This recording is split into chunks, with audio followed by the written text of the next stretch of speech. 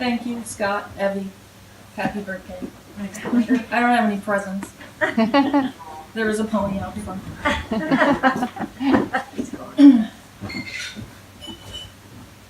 This is called The Things We Think We've Lost. In the time it took to be told he was dying, things I thought mattered were fully eclipsed. Ridiculous things that just moments before had caused angst and turmoil went dark in the shadow. I ended the call and was left standing at the threshold of a strange new world. It all took about 7 seconds. My mind lagged, unaware that everything, literally everything, was about to change. But I felt a tectonic shift deep in my being. Emotions like continents drifted into one another. It was as if a tuning fork had been struck and set against my temple. My ears rang and my heart shattered. I was feral with disbelief. There had to be something wholly buried beneath this darkness, something we all thought lost, some part of him we could keep. I had to step across the threshold, away from a life I could no longer shoulder the weight of, and into the sometimes bleak and unfamiliarity of transformation. It wasn't a choice, it was a calling. My oldest brother and his wife had brought David into the world with such joy. I was 10 years old.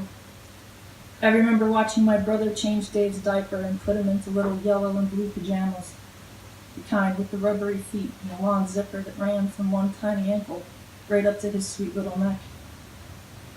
When he was done, he'd pick up his youngest son and fly him around the room yelling, "Super Dave." Those were happy times. My brother and his now ex-wife were long estranged, but by some wild mercy their brokenness was healing beneath this black stone, their bitterness eclipsed by shared devastation. They were bestowed the unbearable task of leading a procession of given and chosen family that had gathered around their son as he died. I prayed that they would come to know what a gift that was, that as David stepped across the mortal threshold of his own and into the unending divine, he was comforted and beheld by the people who brought him here in the first place. And as he realized there was no time left to resolve his earthly burdens, his brother Michael sat at the edge of the bed, holding his hand.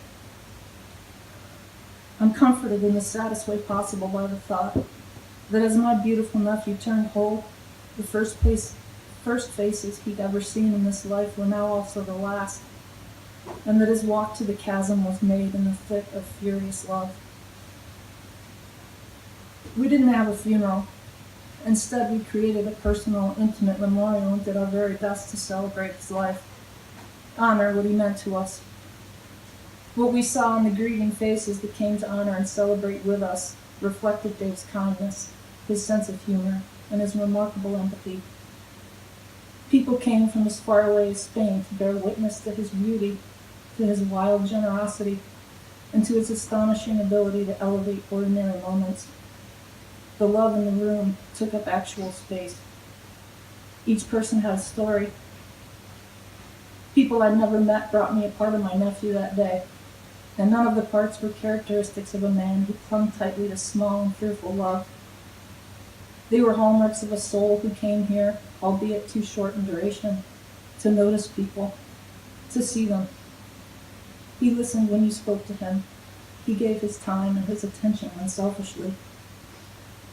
After he died, Michael found several handwritten IOUs in his wallet.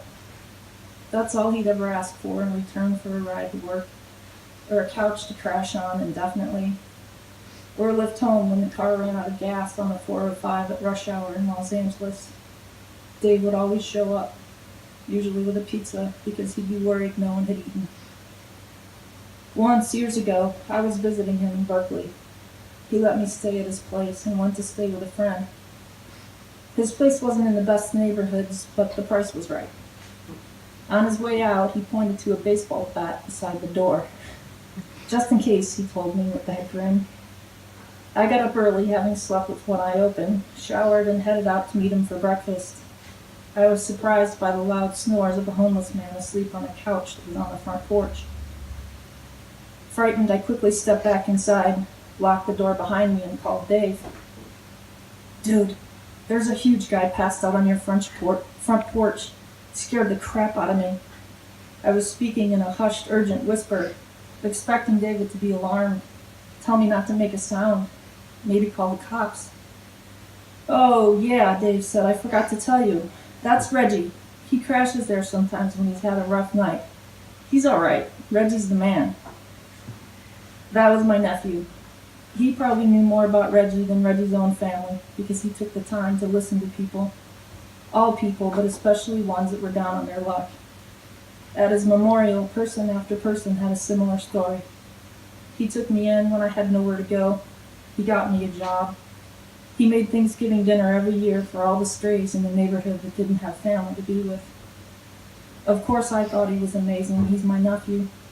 But to hear strangers describe who he'd been in their world affected me deeply. Their tales transformed my hope that I'd find a part of him we could keep into the belief that we had. We'd uncovered his immortality. We could and would keep his fire burning in this strange new world. Grace is the underworld of grief. It's hard to get to, but grace brings us the exact right people, speaking the exact right words in the moments that threaten to crush us. I know now that how we cross over these dark thresholds will shape us into something more magnificent than we've ever been, if we let it. The pressure of sadness and grief upon the emptiness that we endure when we lose a being that we love can turn us, if we open our hearts to it, into human diamonds. He's been gone since May 10th. We've marked the passing of time, holidays, what would have been his 43rd birthday, Mother's Day, Father's Day, his brother's birthday. We've marked them all as firsts. Our first without him. Our months go from the 10th to the 10th. But honestly, I feel him more now than ever.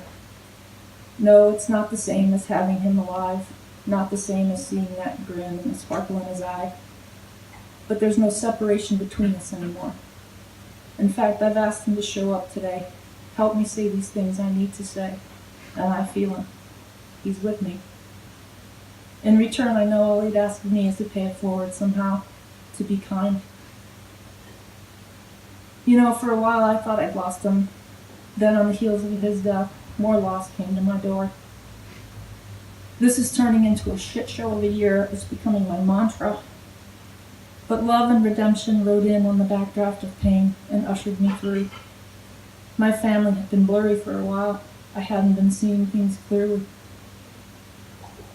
But when my sister picked me up at the airport after he died, she held me tight for a long time.